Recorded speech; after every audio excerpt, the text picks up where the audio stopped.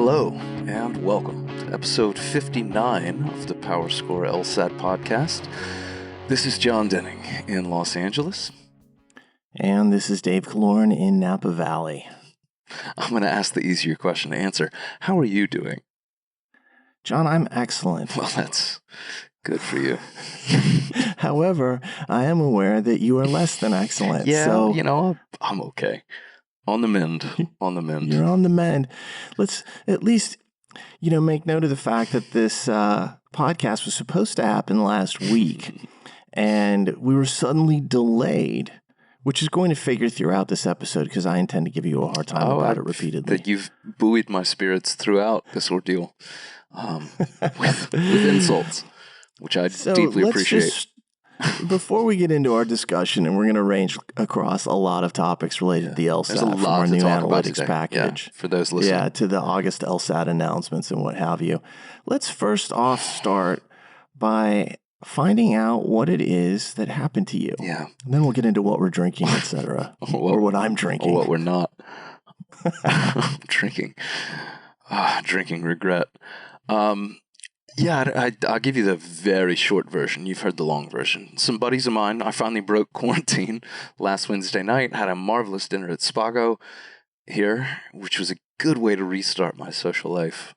2 pals were in town, and then things went downhill. A buddy of mine tossed me a motorcycle helmet that was just kind of randomly sitting in my living room because I'm lazy and don't clean up.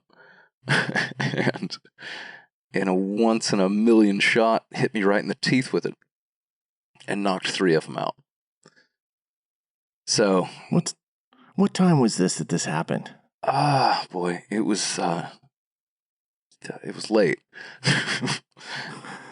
Which I know you want to associate. I know you want to associate. I'm trying to figure out exactly what happened. Right. The context of it wasn't quite as bad as you might expect. It was 2-ish. But we were just chatting. Oh, well. Okay. I mean, that's what I do at 2 o'clock in the morning is throw motorcycle helmets at each other. And doesn't everybody? Yeah. Having spent a lot of 2 a.m. nights with you, I know that's not the case. It's true. I did a little crazy. Depends on what happened earlier. You need motorcycle helmets, but you don't throw them. I need a special helmet for sure. No, it's a really pretty gold sparkly helmet that a girl who'd been staying with me through early parts of quarantine had been wearing on a skateboard. And it just happened to be sitting there. And then I happened to try to eat it. And I failed. Anyway, I'm being slowly patched back together. Well, I want you to know that as soon as I heard that this had happened, I immediately opened our podcast notes and chose the song of the week. Yeah, let's get to that before drinks. Yes. And the song of the week is by Miley Cyrus, and it is Wrecking Ball. Yeah. That's what just happened to you. Yeah. That motorcycle helmet came in like a wrecking ball. Yes, it did. I know. And I can kind of envision it, which is really making this enjoyable for me. About the same consistency. I look like the world's worst hockey goalie or something. Yeah. You know what I look like, Dave? I finally look like I'm actually from Georgia. Yes, you do. And I get to make that joke because I am from Georgia. That's where we met, was in Georgia. Right. If I'd said Alabama, you could judge me for it. No. I used to have relatives in Alabama, so got a lot of Southern connections, for better or worse. Anyway, yeah, Wrecking Ball's an appropriate song. Cocktails. We've put this off a little bit. You're still sticking to the theme of independence. Well, yeah, we were supposed to record this just a couple days before July 4th.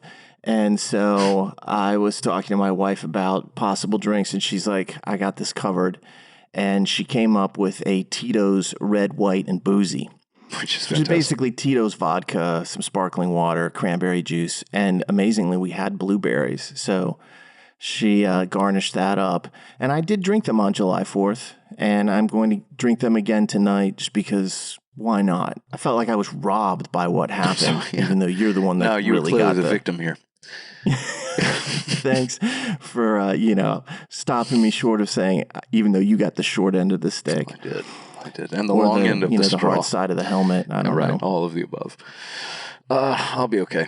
I'm pretty tough when it comes to this, but man. So what are you drinking then? What am I drinking? I'm sipping on a water. Shut up. I feel terrible for you, but at the same time, when you make comments like that, it just makes me laugh. Yeah. Hey, look, if I'm going to laugh or cry, I might as well laugh. Yeah, I will say I've gone back and forth from feeling terrible for you because I know this is one of the last things you would have wanted to have happen. And the alternative?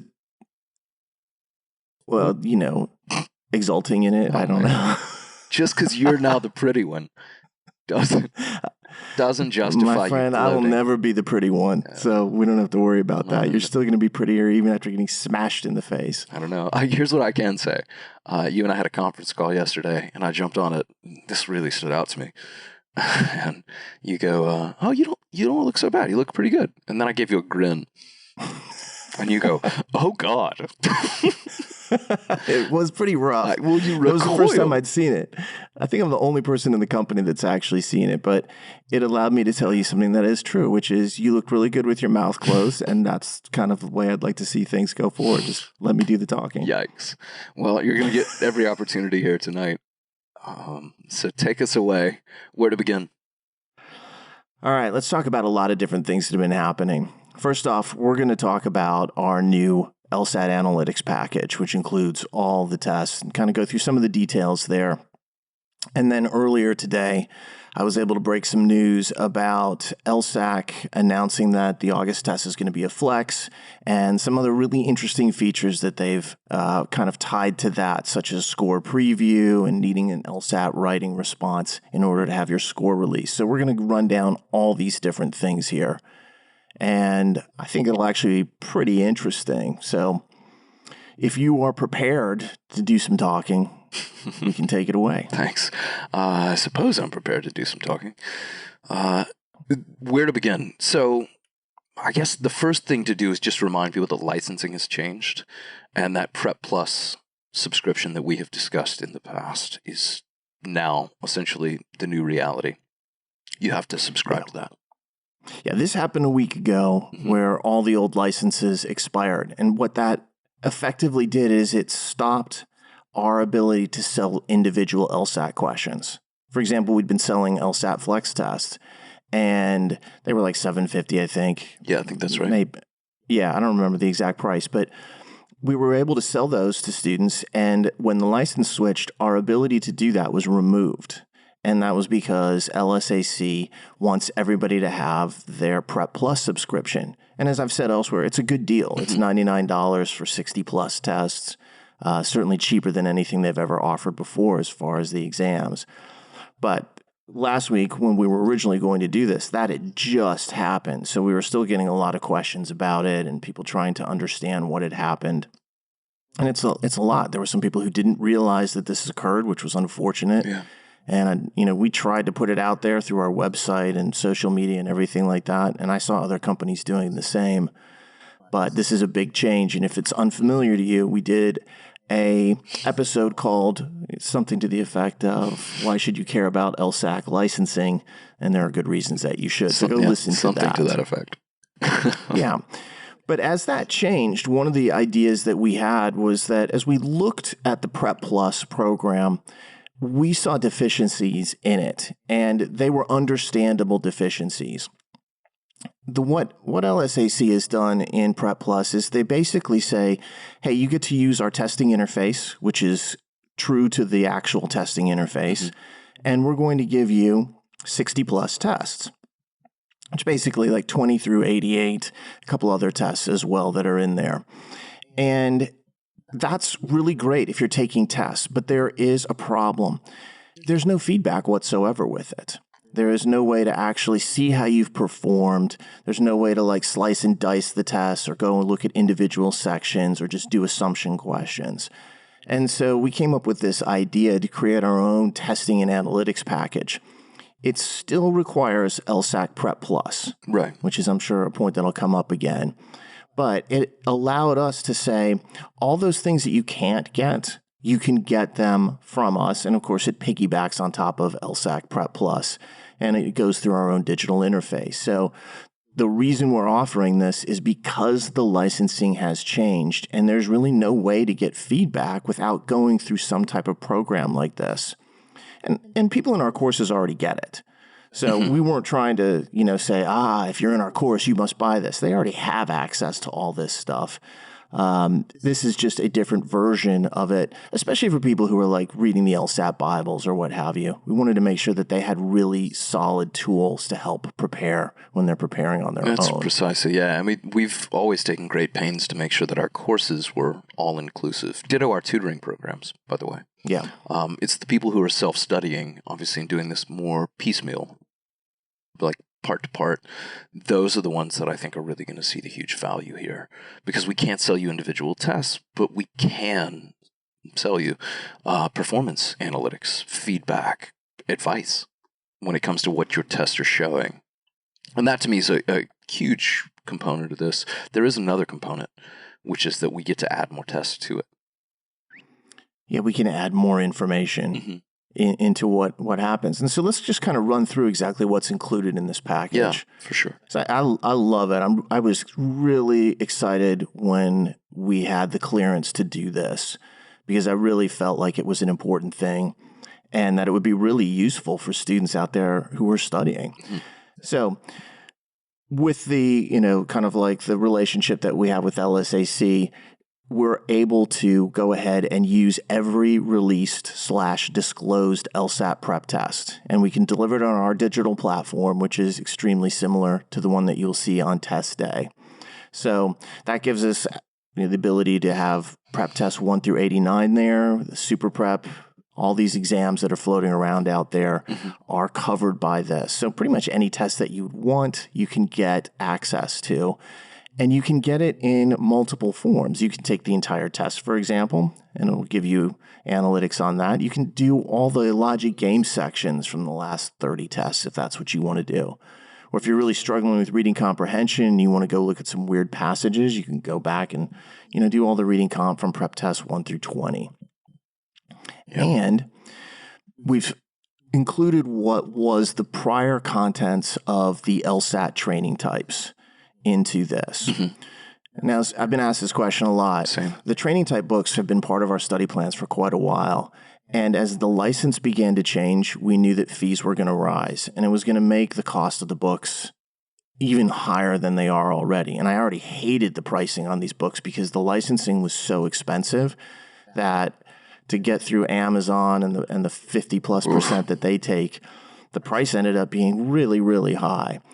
And it annoyed the heck out of me. So when we saw that the licensing was actually changing, we started to try to plan to see whether we could do this. And so the training type books are essentially going out of print.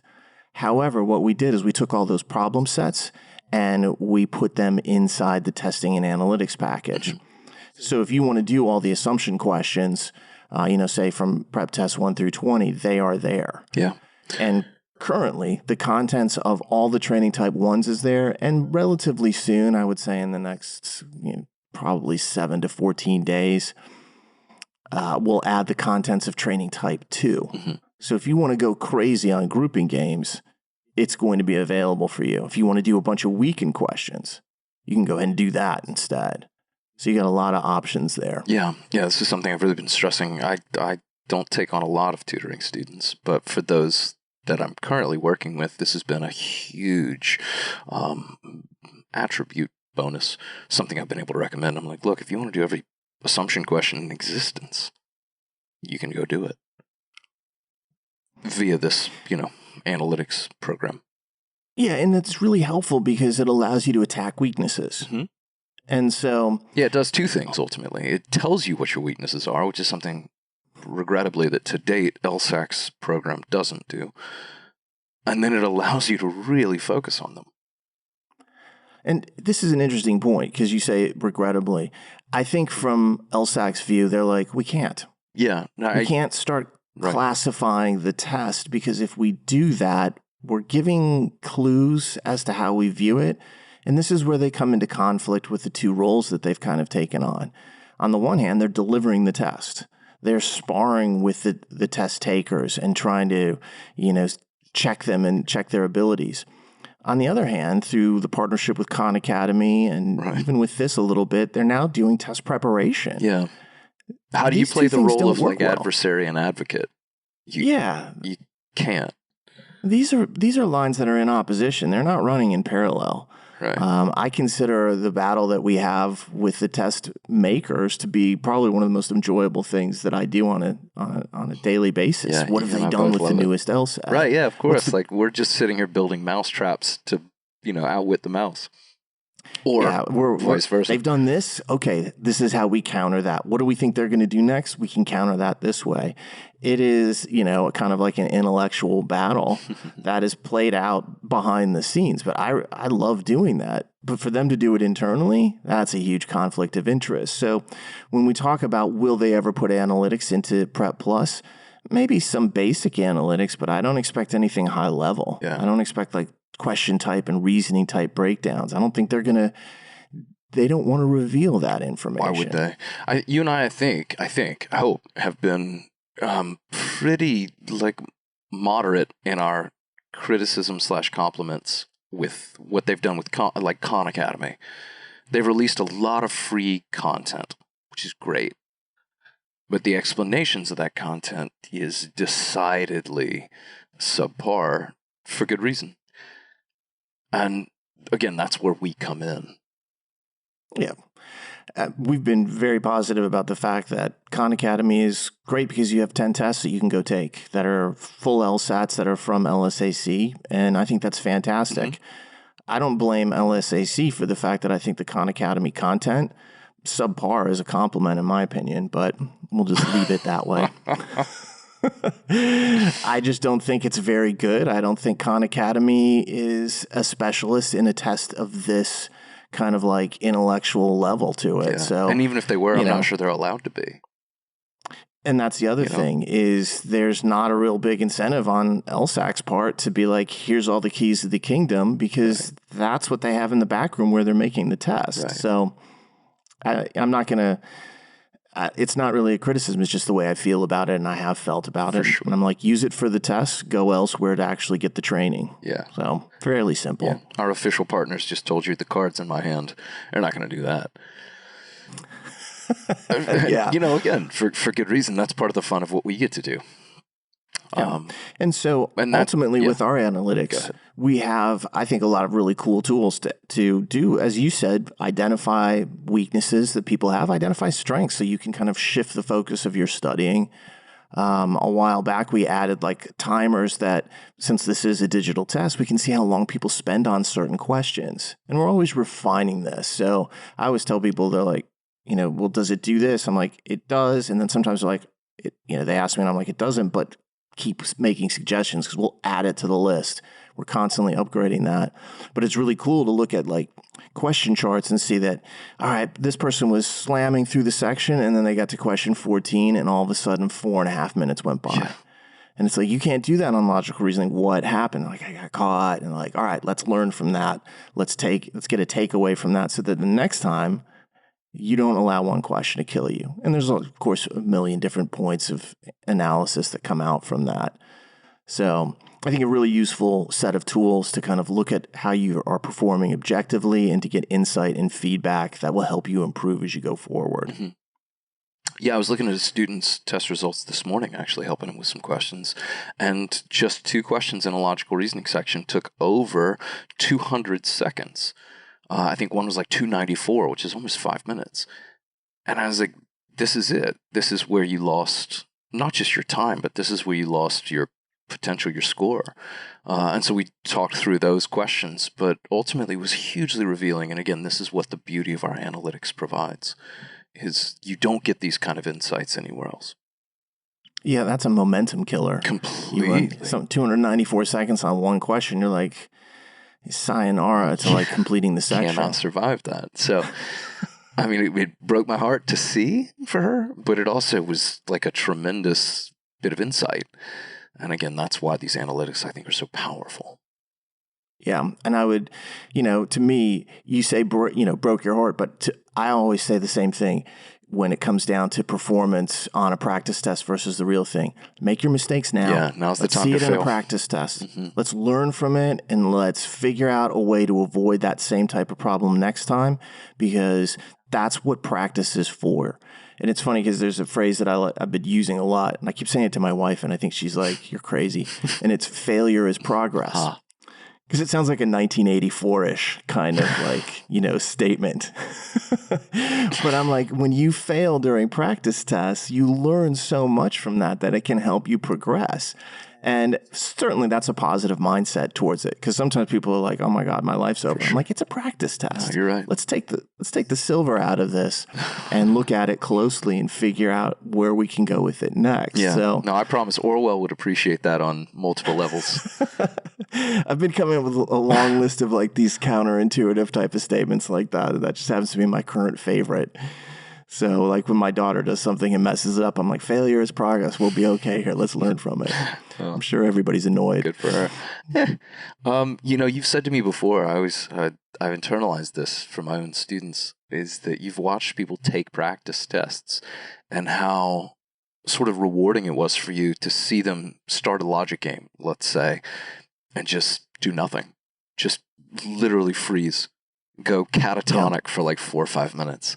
And how revealing that is, what the insights that provides to you to teach them, that is. No, I completely agree with you. Failure is progress in the sense that it gives you an opportunity to learn something you wouldn't otherwise. Yeah, and I know exactly the student you're talking about because I remember that because he and I had a lengthy discussion beforehand of not doing that and avoiding the freeze. Yeah. And then there I was administering the test, and I'm like, I was tapping my foot because I was Come on, man. Get going. What are you doing? You're on the freeze. And after he was done, I was like, I wouldn't say I ripped him, but I was like, okay, so what happened? Pretty much what we talked about, right? Yeah. How are we going to get past precisely it? I tried to just make a gritted teeth face and then realized I couldn't. Don't grit your teeth, man. Anyway, let's talk then a little more about how to get involved in this package, this program, because again, I think at this point we've extolled its virtues. Yeah, and we've tried to price this really reasonably. The general monthly fee, we've offered it in 2 forms. You can buy it for a year. You can buy it month to month. The monthly fee program is $19.99 a month, although the first payment is for 2 months, so it's $39.98. But thereafter, it bills out monthly. Mm-hmm. Or if you just want to buy 1 year of access, that's $59.99. And some people have asked me, they're like, well, what do I need with that? And the first thing is you have to have an active LSAC Prep Plus subscription to use it. So that's the requirement. If we're going to show you all these questions, if we're going to slice and dice, the problem sets and so forth, you have to have Prep Plus. It's just a requirement for us. It's a requirement for every test preparation company. Yeah, we're just not allowed to offer this otherwise. Yeah, otherwise we'd have to be selling it to you individually under the old license, and that is impossible at this point. And people have asked me, they're like, well, if I've already paid $99 to LSAC, why do I have to pay more for this? It's an awfully good question. It's an awfully good question. If I could offer this to you for free, I would, but LSAC charges us a separate fee for every student that we work with. So you pay, on one hand, for the Prep Plus subscription, and then we pay for the privilege of showing you the questions that you already paid for. I'll just leave that there without further comment. But if you think about the way I said that, you're like, isn't that kind of double dipping? Yeah, it is. But that's the way it's set up. And quite honestly, the fees aren't ridiculous. I think they've done as well as they felt that they could do. And I know that it could have been a lot worse. I remember lobbying with them early on to be like, keep the fee under $100, for like Prep Plus. And they did that. And I think that was very smart. Yeah. I'll leave that there without comment. Isn't that like double dipping? That's a comment. Okay, I can help myself, all right? I don't blame you. Self-control is something I typically have, but every once in a while. You should meet my friends.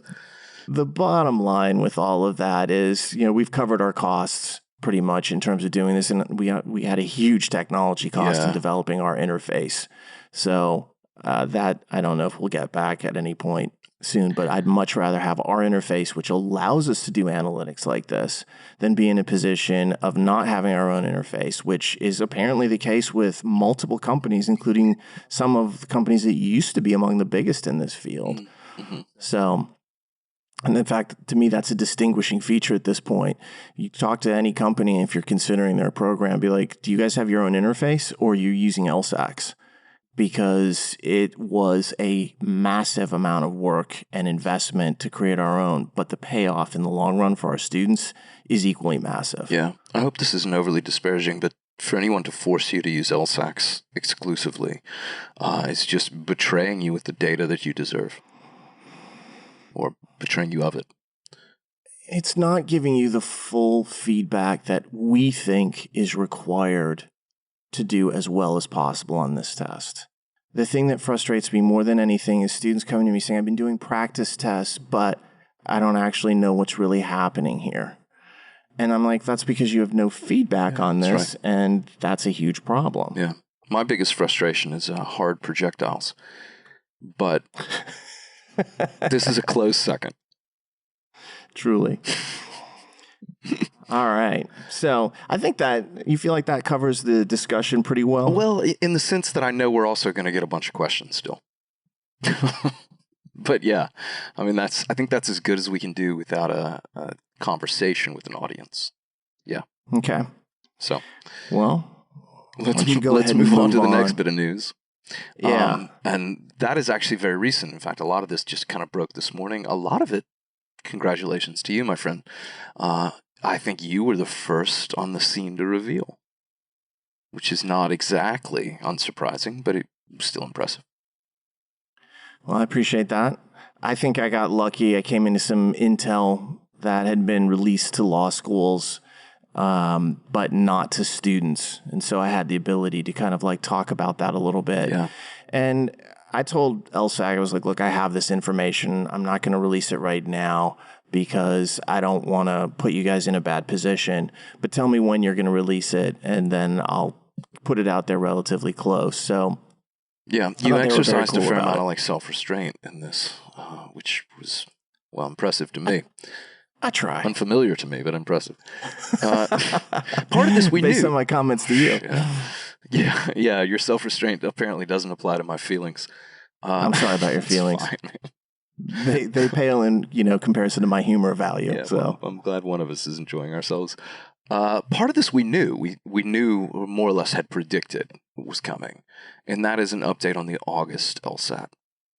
The test originally scheduled for August 30th has now been confirmed to be a flex exam, 3 sections done at home or wherever is convenient on a computer, and it's going to be spread across 3 days. And those 3 days are? August 29th, so they've moved it back a day from the original. I believe back a day. 2 days? No, I think it was August 29th. That Saturday? That's a Saturday, yeah. Okay. Well, August 29th, 30th, and 31st. Regardless of what the original was, you can ignore it, because now you've got 3 days to choose from, and it should be the same test schedule over each of those 3 days, from 9 to 7 p.m. Eastern. Yeah, so lots of different times. And remember, it's not just one person at each time. There is multiple people taking the test at, say, Saturday at noon, for example. In 20-minute increments. So, I mean, you could technically take this at like 4. I'm just going to do it 4:20 on whichever of those days you want. Any 20-minute increment you've got.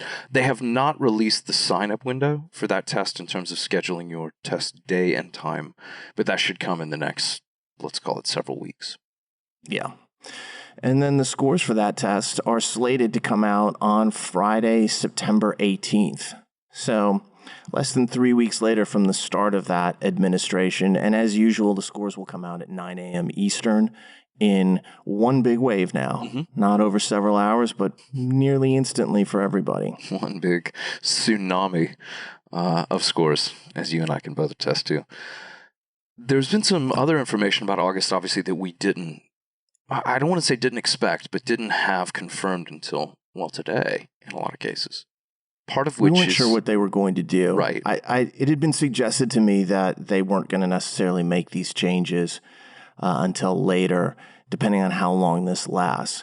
But probably the most important piece of information is that the August Flex test will not count against your yearly and lifetime retake limits.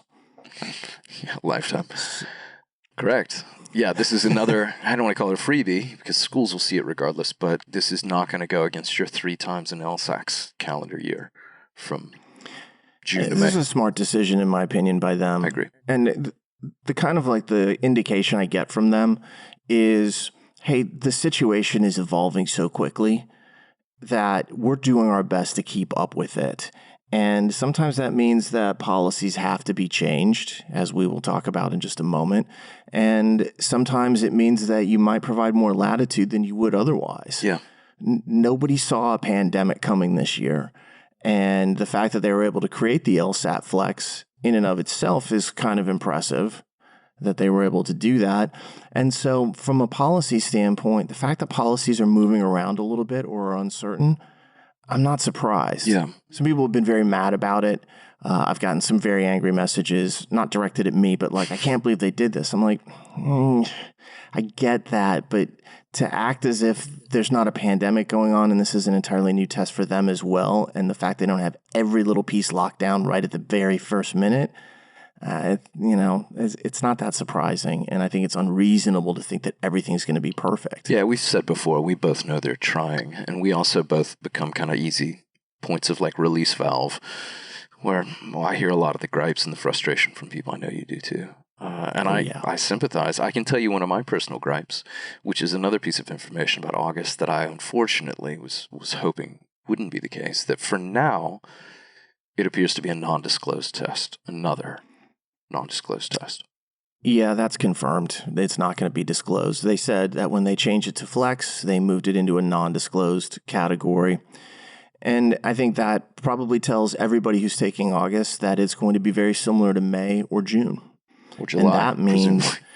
It's not going to be just one test for all 3 days. And I know there's some people out there who are like, wait, if you take the LSAT on Saturday, you can tell all your friends and they'll take it on, Monday and they'll have a big advantage. Right. If it was the same test, that there'd be some truth to that.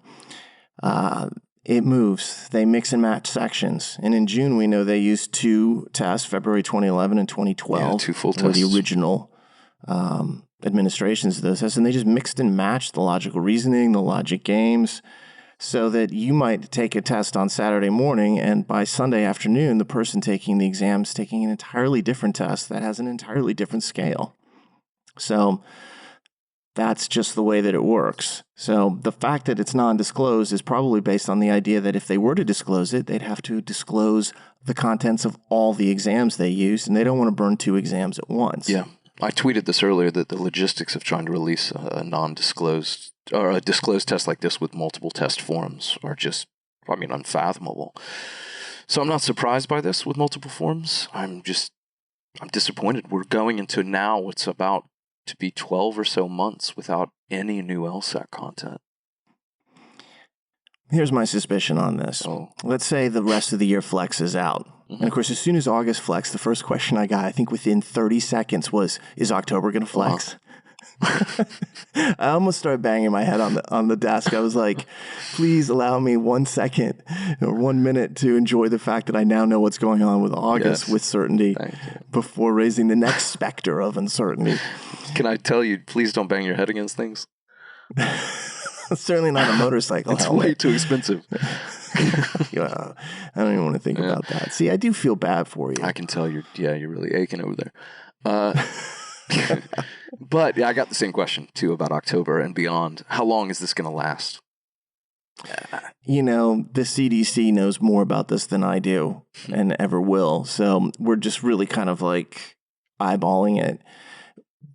As I said to somebody yesterday, I was like, certainly it's at least 50-50 that it goes Flex even at this point. And we are in early July talking about October. I truly hope that it is an in-person test, because that would say that the situation has improved greatly across this country at least. And I would love to see that happen. Do I think it's going to happen? To be honest, no. Yeah, me neither. There's nothing that I'm seeing from our government that tells me that they have a clear understanding of anything related to this other than we don't know what to do, so just keep opening up and live with it. Yeah. And I don't know that universities, which is where a lot of the LSATs are administered, are of that mindset, and certainly not of a mindset where they're going to try to put 100 people in a room. Right, So, right. I don't know what the latest university count is, but I think it's at least 13 that have said they won't be open through the fall. yeah, and again, we're only in July. Schools. So, Yeah, and it's only July. There's some major law schools in that list, like Harvard and Berkeley, that have said there will not be in-person classes. So that's a whole other can of worms. It doesn't bode well. I thought you were going to go on a government rant. I was ready for it. No, I guess there's no reason to rant about something that everybody's ranted about. And I feel depressed by the response here because you watch other countries and some of them have really like taken control of how to deal with this. But then again, sometimes the citizenry doesn't necessarily like conform to what you want. Not everybody wants to wear a mask. And even though I think it's a wise thing to do and something that really should be mandated, that's not the case. Even here in Napa, where you have to wear a mask to go into businesses, my neighbors who owned a cool little like health vitamin kind of store, I was talking to her and she said, yeah, I get people in there and they won't put the mask on. And her comment was, no matter what you think, I, the store owner, will get cited for a violation if someone sees you in here without the mask. She's like, I will have to pay the violation because you feel as if you don't want to wear it. She's like, just wear it and make my life easier. Well, I've never been more grateful or more willing to wear a mask. It's the only thing that keeps me from scaring babies. You just don't want people to see your face. Yeah. Which is the exact opposite of how you normally feel. Exactly. So. Oh, my vanity. It's broken like a mirror. Yeah, something like that. Let's get back to August because there was another big piece of news that is fairly unique to this test, or at least novel to it, which is, I'm just going to call it score preview. I don't know if there's an official quotable name, but let's call it that. That's kind of how they were terming it, too. Let's discuss what that's going to mean because this is fascinating to me. And this is unique not because it's the only test, but it's the start of them using this. Or at least we can go back to last July, which was itself a one-off. Yeah, July was a one-off, and it was known to be a one-off. This is being contemplated as something that will be apparently permanent going forward. Yeah. Yeah. I suppose, like anything, they can always change their minds or pull this if they don't like the results of it. So do you want to run down how score preview will actually work? Yeah, here's what we know so far. And again, this hasn't happened yet, so we may learn as we go. The first thing is that it is not universal. In other words, it's not like wholesale applicable. This may not matter for you whatsoever. Aside from it might just up your blood pressure. It's only being offered to first-time test takers. So if August is going to be your first ever LSAT attempt, and that counts for cancels, presumably it counts for anyone with a score on record, then you do not have this option. But if August is your first sitting for an LSAT, you can apply for this and get the score preview option. Purchase it, essentially. Well, yeah, we'll get to that. So let's go back over that because they were very clear about first-time LSAT takers, not first-time LSAT score receivers. So, as you said, if you sat for an LSAT in the past, if you took a May Flex test but you canceled your score, according to our reading of this, and I think we're right, that is telling us that you have already taken the LSAT. You may not have got a reported score, but you did take the LSAT. That happened, and so you would not qualify for an August test as a first-time test taker. Score preview cancellation. Yeah, that was my interpretation too, is that if you have ever seen an official LSAT, like when it was administered, you're off the table when it comes to this option. Yeah, if you've seen LSAT questions in a live test setting administered by LSAC, you're done for. That's right. As far as having this option. That's our interpretation. Yeah. For now, as you mentioned, it could change. For those of you who are looking at August as a first attempt, this is what you have available to you if you choose to buy it. We'll talk again about that in a second. It essentially allows you to see your result, your scaled score from 120 to 180 when it's released to everyone, and then make a decision after that fact with that information, that knowledge, as to whether or not you want to keep that score on your record or put a cancellation on your record like everyone else has to do in the first 6 days without a score before they know their score. Yeah, some people were asking me, well, if this happens, then it just goes away. I'm like, no. You still took the LSAT. You still chose to cancel your score. It will show as a cancellation. Yeah. It doesn't just remove that from your record entirely. So it goes down as a cancel if you make this choice. Yeah. And my But take on it, and Dave, you can maybe correct me here if you feel differently, or at least we can argue, is that schools won't know when you canceled. So they won't know if you canceled this result after paying the fee and seeing your score and then saying nope, or if you canceled in the first day before you had a result and didn't have to pay anything. Exactly. Okay, we agree. We agree on this. Wonderful. They're not gonna. There's not a date that says you canceled this period or you saw your score and canceled. Yeah. And that was another big concern. And just to clarify how this works, because I thought you did a good job of it, but I think it's worth saying twice. This is a preview. When you get your score on the same day everyone else does, if you're a first-time test taker who purchased this option, it's kind of like a preliminary version of your score. Then you choose whether to finalize it or not. If I was a second or third-time test taker sitting next to you and I got my score, I don't have that finalization option. My score is my score. It goes on my record. Yeah. You can cancel, but you won't know what you're canceling. Yeah, you could have canceled it beforehand, but you wouldn't know that. In this instance, if you have score preview, you get to see it, mull it over, and then say, I'm going to keep it or I'm going to have it go down as a cancellation. Right. So now the question is a lot of people were like, well, if that's the case with August and someone sees a cancellation and they know that was your first test, the law school is going to think that you didn't do well, and that's why you canceled. And my comment is, no. Yeah, I mean, the beauty of I know you will, I will too. The beauty of a cancellation is there's no data, there's no information. Schools can't make a decision or a judgment based on it because it is almost by definition non-existent. Yeah, it doesn't say canceled, man, they screwed up bad. Canceled because, wow, I blew it. Did you see their logic games? That was ridiculous. Right. It doesn't have notes to it. It just says canceled. And that also means it doesn't say canceled, they had a terrible cold, or canceled, one of their family members was in a car accident and they weren't focused. It doesn't have any of that information. But law schools aren't worried about, a couple of cancellations. They don't want to think about this. They're focused on thinking about what is on the page. So when they see your score and they see your personal statement, these types of things, they're going to focus on what they have in front of them. They're not making up fantasies over, I wonder why this person canceled, man. They didn't know what they were doing. They're out. That's not how it works. They have too much to contemplate without trying to dream up a scenario that explains why you canceled this particular score. Yeah. So if you're worried about it, don't worry about it. We don't know. What if your test disconnected in the middle and even though they restarted it, it threw you off? That's totally possible. It has happened to students. It doesn't mean that all of a sudden they didn't do well or they weren't prepared. It just means something bad happened. Yeah. And cancellation is usually a reflection of there was a problem, whether it was internal or external, something that you didn't like. And this is just a safety release valve that you have. Yeah.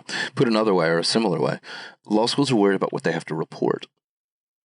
And that's just a hard number. Until they have that, they wait for it. So they're not going to judge you over this cancellation for sure. Yeah.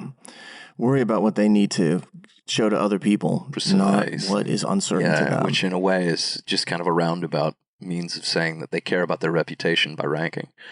But that's a conversation for another day, perhaps.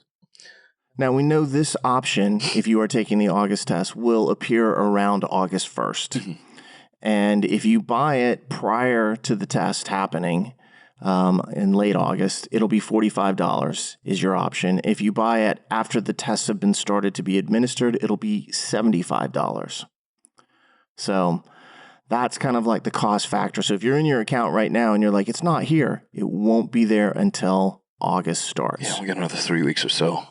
You'll see this pop up on August 1st to buy ahead of time. I have been asked the question, which unfortunately I've had to kind of hedge on, as to whether the 28th, which is the day before the first of the August test is administered, is the deadline, or whether your particular test day is your deadline for the $45.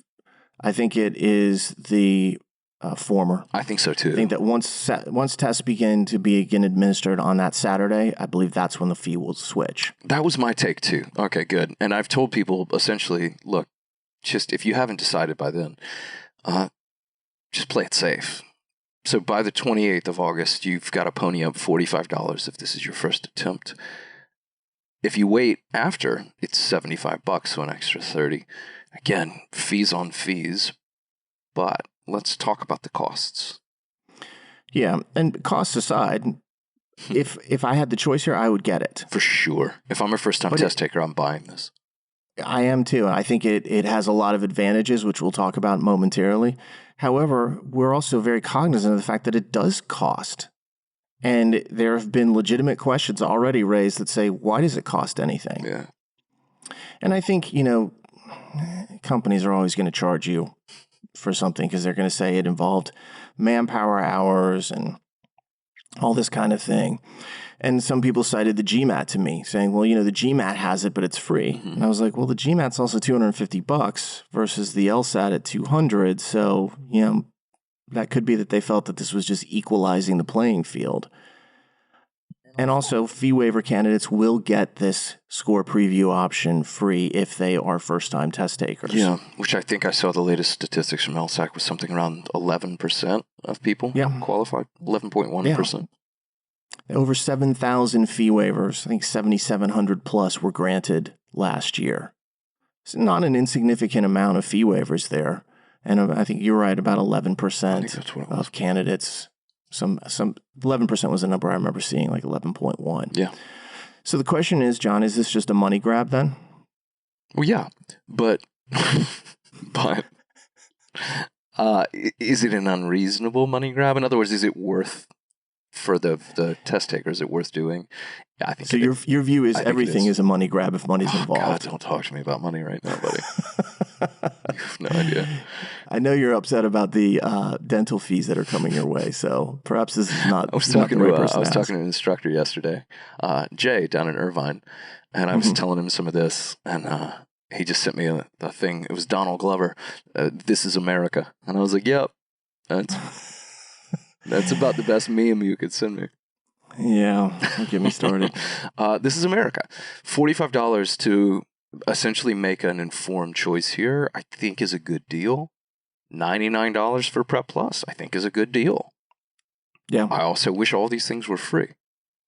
So I can. And it would be really nice if they were. I can they're going to monetize both of these views simultaneously.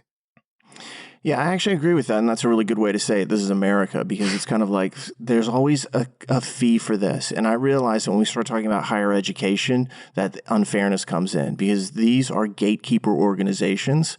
I think there's very serious questions to be asked about sitting on millions of dollars in assets and then charging for every little thing, and fees that aren't necessarily, related to the amount of work done. I think a lot of people are like, I'll pay it if I think that it's worth it, and I feel like, you had to put some effort into it.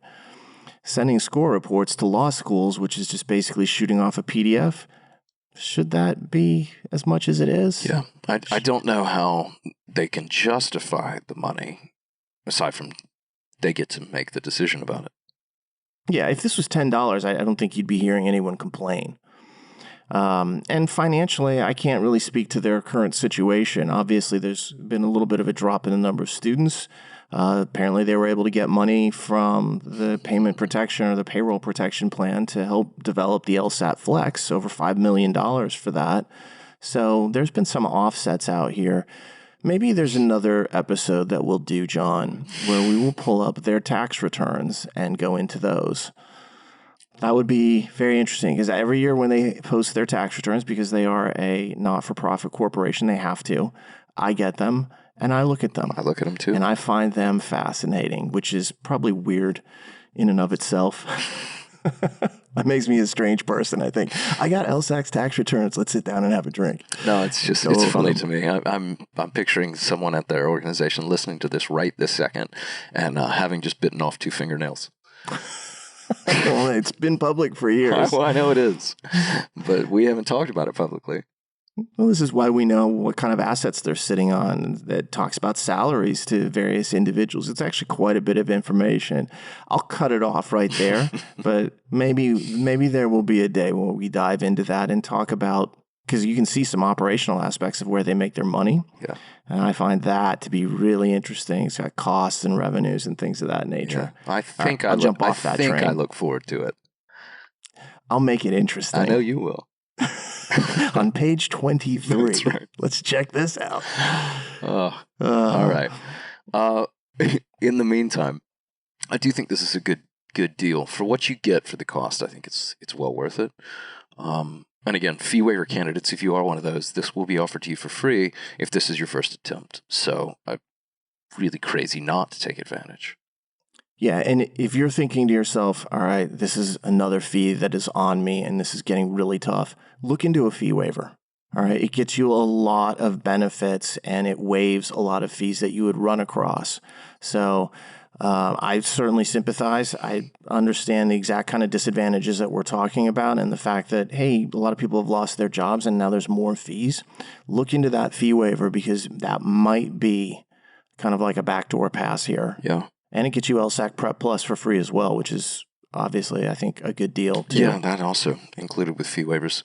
There's one final question that I've gotten asked a lot, I'm sure you have as well, is if this is my second attempt or my eighth, why can't I apply? What about me? Why is this only for first-time test takers?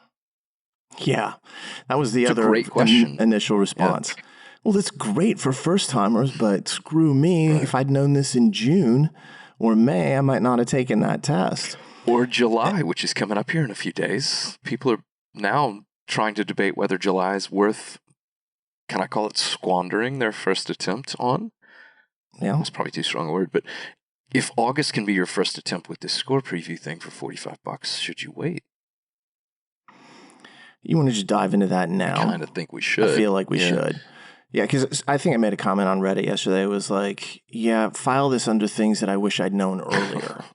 You know, because this is exactly the kind of thing where it's like, if you'd known this was coming and you were taking the June LSAT or the May LSAT, you might have changed your plan. If you are taking the July LSAT, you still can change your plan. Mm-hmm. You could withdraw or, you know, and then kind of like move into the August test. Here's the downside. It's expensive. At this point, the date is very late. You're going to lose the money that you paid for July. Yeah, you won't get your $200 July back. Yeah, there's not a test date change option with the flex tests. So you're out the money. So this is already a monetarily sensitive conversation. And I'm just acknowledging that. And then I'm going to say that point is granted. Let's move past it because, I mean, that debate could go on for ages. Mm-hmm. If it was me and I was sitting there with the July registration and this just came out, I would probably drop July and move to August. And that's an important kind of conversation to have because people have said, well, if we know that only the high score matters, what is the value of this, you know, ability to preview the score? I don't care. I'm going to keep my score anyway. And if that is, you know, the way you're looking at it, and I understand that because I look at it to a large degree that way as well, then don't worry about it. The reason that I like this option, and you may have different reasons, John. I do a little bit, actually. We'll talk about it. Good. Tell me if you agree or disagree, or you know what you can, what you would add to this. For me, when I look at this, I know for a lot of first-time test takers, there's a tremendous amount of pressure. They don't know what the test is going to be like. There's a lot of fear. They go in, having this at the end of the line is kind of like a pressure release valve. It gives them confidence that no matter what happens, they'll know how they did, and then they can take control of the situation. This is really important because every once in a while, people go into the LSAT, think they've done okay, and it turns out they didn't. And they have a score on their record that I always say, hey, get a higher score and it'll wash it away. Sure. But that's hard to do mentally. It's easy for me to say to somebody, but there have been students I've worked with where they just like, my 145 is going to kill me. I'm like, no, you're practice testing in the 160s. Let's go out and get a score that's representative of your ability. That 145 won't matter anymore. But they can't get away from it. This option allows the possibility to eliminate that from occurring. And so just that alone to me makes it worth it. Yeah. You avoid mental disaster and having something on the record that would bother you, regardless of what law schools think. Interesting. Yeah, that to me is an undeniable appeal of July, but I don't think it scares me off August quite as much. No. You reverse. I'm saying. Oh, no, that sorry, I I've would got it be- backwards. Yeah, that's an appeal of August, but it doesn't scare me off July. If anything, I think having the July experience might be worth, I mean, you've spent the money. You're not getting any of it back. It might be worth it, especially given that we just talked about cancellations not being viewed negatively by law schools. Yeah. Worst case is you take the test this coming weekend or Monday, Tuesday. Still have time to apply for August after July, and you just cancel your July score. I don't think if I was signed up for July right now, I would withdraw or miss it due to this development. It appeals to me for a retake in August, but I don't think it would change my plans for July. But then you've lost your score preview.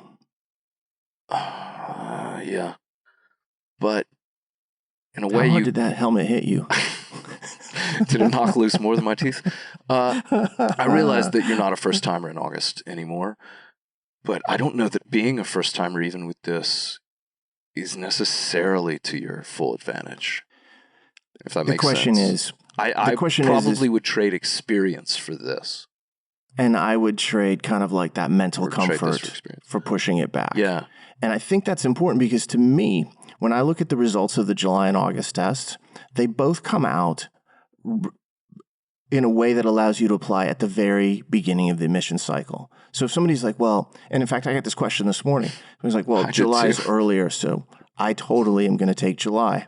And I was like, don't take July just because it's early. Take July because you're ready and you know that this is an optimal test for you. And they were like, yeah, but August is later, so it's going to hurt me. I'm like, Yeah, not the admissions timeline, it's not. Exactly. As far as admissions timeline, August is very much at the beginning of the window. Yeah. July and August is negligible difference to me.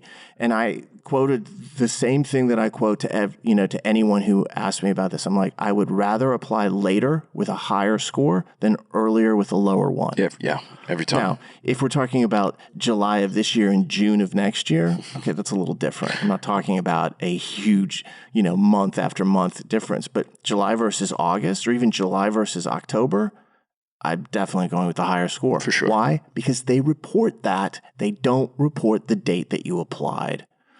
So no, I'm with you 100%. Let me reframe my answer then. Okay. All right. Given that there's no real rolling admissions benefit to one versus the other, to me, the ultimate deciding factor is when you're ready. I know there are a lot of people sitting there right now looking at a test in a few days, feeling like, man, I have steered everything towards this end point. Should this throw me off my original timeline or game plan?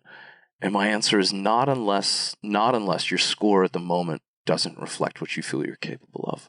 I would still sit for this test if you're hitting your number or somewhere close to it. I would still take the shot in July, despite the fact that you won't be a first timer if August were to become a necessity.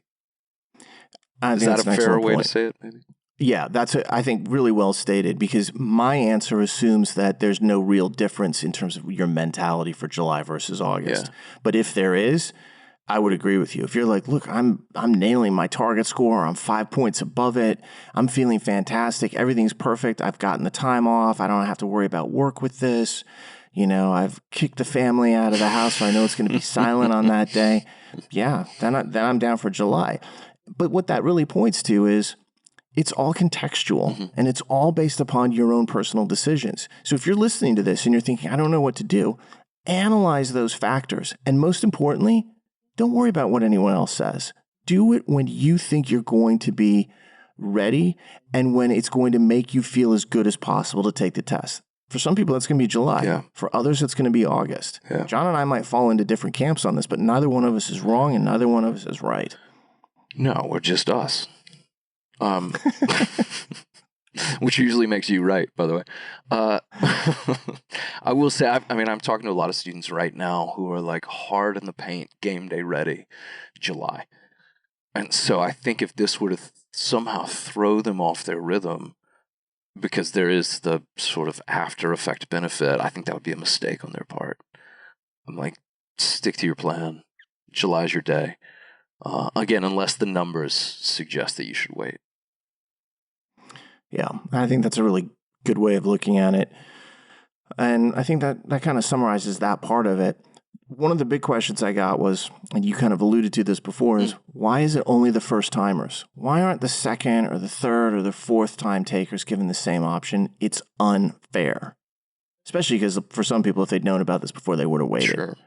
That aside, in what I was able to discern from my discussions with them is the first and foremost reason was psychometrics, all right, which deals with the test validity and integrity.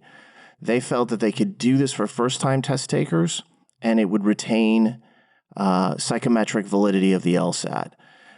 I don't have the data in front of me, so I can't say why it doesn't apply to second, third, or fourth. The other reason that they cited, and they put this in the communication they sent out afterwards, was that they felt that this would help ease anxiety, and also that if second, third, and fourth time takers and so forth had this ability, you'd see some score shopping, which is where somebody takes the test, waits to see their score, makes the decision, and keeps canceling over and over until they get the score they want. Which I know some people out there are like, that's crazy. Oh, trust me, there's some crazy people out there who would totally do this like 6, 7, 8 times. Yeah, and that's not just speculative, by the way. I mean, we see it with the GMAT already. Oh, I know people that would do this for sure. I know people that have with other tests, is my point. So, there you go. Yeah. So insofar as that, the reason given was to maintain test validity. They felt that they could only do it for first-time test takers. Could that change in the future? Certainly. When we talked about this last year, John, I think you and I said that they could even bring this back, and here it is. So I think probably what will happen is we'll see a couple of administrations, and if it works out, they may open the door to repeat takers having this option. That's not a guarantee, so don't quote me. But it is certainly possible. And that is because this is, again, like I said, it's an ongoing situation. Things are evolving. Maybe back in May or June, they didn't realize that they should or could or would want to do this. And now all of a sudden they're like, all right, maybe this is a good thing to do. We can't see inside the black box that is their decision making. I'm glad they've offered this. I wish it was cheaper, but at the same time, I think by and large, the people who are able to use it as first timers are going to really appreciate it being there. Yeah, no, so definitely that. Overall, a net positive. I think on some level, they're kind of kicking rocks over the fact that, like, man, we have to do another flex. We had to cancel 2 tests earlier this year. I think they're feeling, I don't want to say guilty, because that implies human emotion. But I think they could be on some level feeling like we've got to offer some degree of like incentive, some degree of like reciprocation to the people who've put up with this. And again, I think flex is as much as they can. Yeah, exactly. It might be the way to say that. Maybe that's a better way to say it. I can tell you just from my conversations with all sorts of people there, including Kelly Testy, I get a definite sense of pride from them that they were able to do this. And I don't think it's misplaced either. This was a huge Herculean undertaking to put in this test into kind of like people's homes, to go through all the different pieces and get everything straight, and to have it by and large work pretty well. For the most part, yeah. In 3 months. Feat. 3 months. Yeah.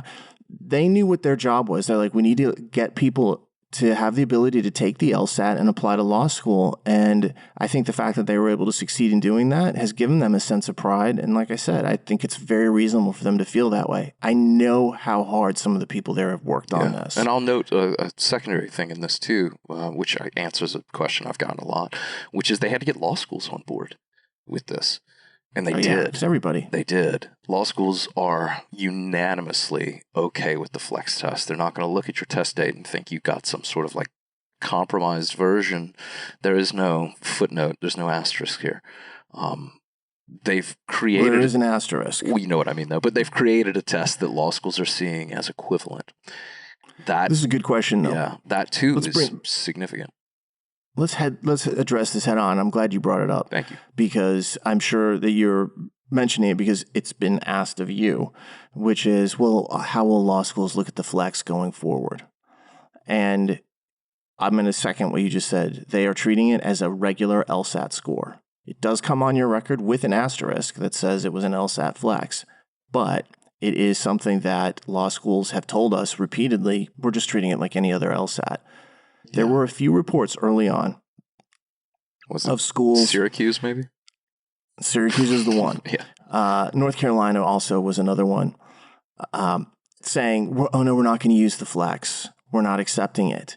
In those instances, what they were saying was our admissions window has already closed, so we're not basically accepting any LSAT. They weren't saying we're not accepting the Flex. They were saying we're not accepting the Flex or the regular LSAT. The year has closed. Yeah, it was like if you take the June 2020 Flex test, we won't take it. And it's like, yeah, for admission this year, but we'll take it in 2021. Yeah. And your asterisk in this case is just the fact that you have a test date noted. They're not, the LSAC itself isn't designating these tests as somehow different or special.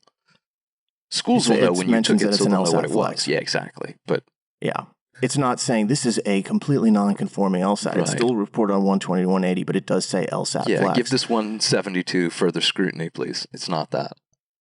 No, and in the case of Syracuse, just since you mentioned them, I contacted them and ended up talking to the dean, who was super cool, and said, yeah, that was a mistake. That was an old policy that we had. We're updating that. And it was just basically a cut and paste kind of job on an email that was sent to a student. We will accept the LSAT Flex going forward. And I appreciated them being totally forthright. Yeah. So thumbs up to Syracuse Law for at least saying, all right, we've corrected this. And it was just a simple clerical administrative type of mistake. Yeah, hat tip for sure. And amazingly enough, John, even though it feels like we're over, we're not. There's one more thing. There is. And then we'll be over. I know what it is. What is it? Well, it's LSAT writing, which I'm sure if anyone's hair just stood up on their arms. Yeah, LSAT writing has been, in a way, readdressed with the August test in a new way, really. For those unaware of the background here, LSAT writing used to be a part of your test day. You had 5 sections. You sat there. Remember what it was like to sit next to people? You'd sit there, you'd take a test in person, and at the end of it, you'd have to write a 35-minute essay. Then they moved it online, and they ran into so many technical issues that they stopped requiring it for scores to be released to schools. Mm-hmm. They have just readdressed this with the August test forthcoming, but in a way that surprised me, and I presume you. Not only now, Before you get to that point, that was the big. Let's recap that. Okay. So that was the shoe to drop. It used to be that if you wanted your scores sent to law schools, and by the way, John, as a historical aside, do you know when the writing sample was first administered? It was administered before the LSAT started. So everybody had to line up, go in, and the first thing they did was they did the essay. And then they realized how stupid and annoying that was. This was years ago. So they flipped it to after, and it was originally 30 minutes. And then later on, they upped it to 35. Then finally, last year, they separated it into the digital LSAT writing. And that's when all these problems happened. Yeah, you and I did a whole podcast when that happened, in fact. So. Yeah. We did. And it used to be that you had to have an LSAT writing sample or LSAT writing response on your record in order for them to send your scores to any school. So they'd send your scores and the sample. It was and required then after for these release, problems, they right? dropped it. That's right. Yeah. So anything in the last 5 years, an in-person test, a flex test, whatever, you had to have a writing sample, but just one, and then you were covered. It could be handwritten. It could have been typed if they had done the new policy. I'm curious about your take on this, Dave. Would you have rather done it before or after? I know what you're going to say, but I want to get you on record. After. I knew you were going to say after. I'm before. You're a warm-up guy. I am. I walk in ready to go. Sounds like Die Hard or something. It's a Bruce Willis comment. Okay. I walk in bewildered about where I even am. You need time to acclimate where Who are all these people? I'm like a cat ready to go. No, yeah, I gotta settle in. So I'm a cat doing that paw thing in circles. That's me. The problem is I always felt that the 30 minutes beforehand was a waste of energy. I wanted to focus it on the actual score versus something that wasn't being scored. I see. So for me, it wasn't a warm up, and I never took it in this format. I just happened to know that this was how it was done years and years ago. So maybe the difference here is that I'm an endurance guy. No, you're not gonna get on board with that. So many comments that I will. I was wondering. I was like, what will he say? No, I can't. I need to walk away from that. Probably should. I was actually trying to, whatever. Sorry. No. Anyway, LSAT writing. The new policy for August has updated what was recent standards for it, where now you won't even get a score, much less schools, until you have a completed essay on hand. Yeah. So they spent the last, half year plus or more being like, we don't care. We're going to go ahead and send your scores to schools. Even if you don't have it, you try and take it at some point, schools still want it. And they just shut the door on that policy and locked it even tighter than before, because it's no longer that the schools won't get their scores. According to the way you and I are reading this, and it is, I think, crystal clear to me, they are saying you won't get your score. You won't even see it on, in this case, September 18th, when scores are supposed to be released, unless you have an LSAT writing. You don't have to do it before the LSAT, but you have to do it at some time before scores come out, according to what they said. Yeah, so you got about 2.5 weeks. That's the language of the email, as I think we're both reading it, but they also did say that they have reinstated a policy, which I don't think is accurate. They've reinstated a policy about scores going to schools, but there was never a policy about getting your score. Right. So I think that's your point. Is that the same policy? I would say no. I'd say they reinstated one policy and added a new one. Yeah. It's the same I policy wonder if they with might extra not change conditions. this. Yeah. I wouldn't be surprised if they were like, wait a second, we didn't mean to go that far. And I don't know if it'll change for August, but I could see it changing. And it's a rather innocuous change. Because some people might be like, look, if I don't do well on this test, I'm not going to apply to law school. I don't need an LSAT writing, so don't waste my time. Yeah. So maybe, rather than rely on the potentially capricious nature of this, just do the essay. Do it before your test. Do it in a few days after. Just get it done. You got to do it for your application to go through. You might as well just take care of it. And it opens up for you to take 8 days before each LSAT. Mm-hmm. So you can do it beforehand, get it out of the way. And I don't think anyone I've ever heard of was like, man, I'm agonizing over that writing response I made. Self-plug, ready? Distracted me. If you are agonizing over it. Dave and I recorded a wonderful podcast that will walk you through top to bottom how to do the writing sample, how it works. We got you covered there. Yes, and if you have one on record, you're covered, as Jon said before. And if you don't, get one. Nice and easy. There you go. So do the writing. Consider July versus August if you are actually in a position to do so. But the bottom line is August is also a flex test. Jon, just because I'm a jerk, do you think October will be a flex test? Give me a percentage. I don't think that makes you a jerk. I mean, I think the rest of this conversation clearly revealed what I said earlier about exulting in it. Yeah. I think that's been well established before the October question. I do think October is going to be flex. In fact, I think 2020 may just be a flex year. I tried to hedge on this yesterday. Jeremy Press, one of our instructors, had cited this to me, and I was like, I can't remember, it was something that was closing down, some campus or sports league. And I was like, I really just haven't had a chance to think this through. But now it has come up. I guess it was actually earlier today. It's been a long day. Yeah. I feel as if what we're looking at is, I would have to suspect that the rest of the year is going to flex out, and that October's got to be at least 90% likelihood of a flex. Yeah. Well, we have this same first-time score preview policy in October, and that affects August potentials. I don't know.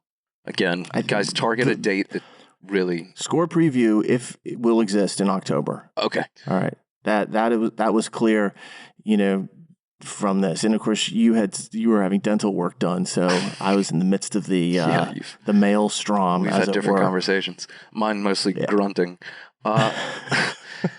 Will October be flex or November be flex or be score preview if they're not flex? I think they will. Interesting. Okay. It's looking to me like this is a permanent policy regardless of test You format. heard it here first, folks. Dave's on the record. Yeah.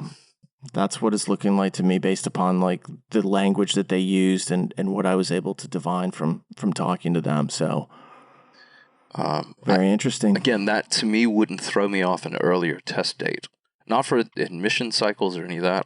I'd be shooting for the day when my number is going to come in, when I feel like I'm most ready.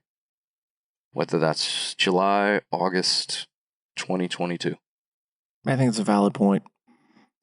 Like I said, I think there's good points on each side. Consider it. See what type of person you are and how ready you are and how ready to go you are. But we know August is flex. Jon and I would certainly go bet, I think, right now on October flexing out as well. Yeah, we would. If the LSAT casino were open to us. That's right. I wish it would open to that question because I'd lay it all I would down. have made a mint on August being flex. We predicted that a long time ago and said it's like 99%. Yeah. Oh, well. You and I have said another thing in a recent podcast where we talked about this being the future of the LSAT. Every time another one of these happens, in my head, I'm like, they're getting comfortable. The more this goes on, the more likely it becomes the default. I mean, can you imagine, let's say we had like 8 flex tests in a row. Exactly. Then that's the standard.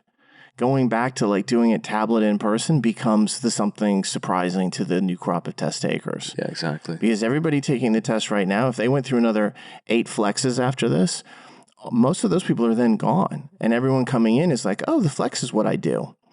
And that kind of like embedded mentality, it can be very difficult to change. So, yeah, the more this happens, the more likely it becomes the default. Yeah, it's normalizing. Hasn't happened yet. It's normalizing, frankly.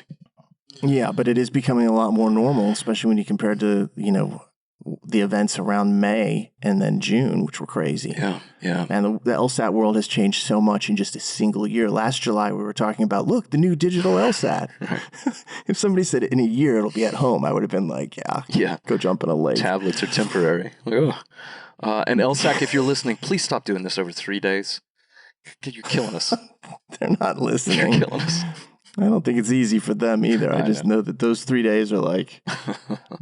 My wife said that to me. She's just like, I haven't seen you, during the last kind of like testing thing. And I was like, I know, it's getting worse and worse. It used to be like 4 times a year. Now it's like 8 times a year.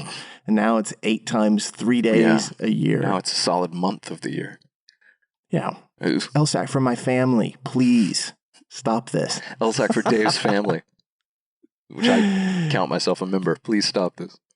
That'll be the thing that swings the tide here. Maybe that's all right, Jon, any final thoughts? Today's title. LSAC, for God's sake, for Dave's family. Stop. For the children. Yeah, for the children. Any final thoughts? No. I mean, this is, obviously, we covered a lot of ground. Check out that analytics package, though. I'll leave people with that to circle back to it. It's awesome. Yeah. It's awesome what we've been able to do, and I'm very both gratified and optimistic. And I'll say this about that. It's not just awesome what we've been able to do. It's going to continue to improve because we're going to keep adding aspects to it and making changes that add more features. So I think that's a really cool thing as well. It's not just static. Jon and I talk about it all the time. We work with students on it. So we're always open to suggestion on it. But I think that's it.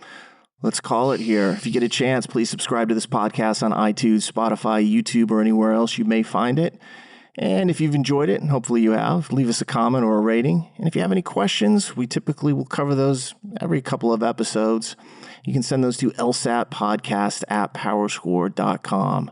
On behalf of Jon and myself, have a great week, stay safe, and for those of you taking the LSAT very soon here, good luck. Talk to you soon.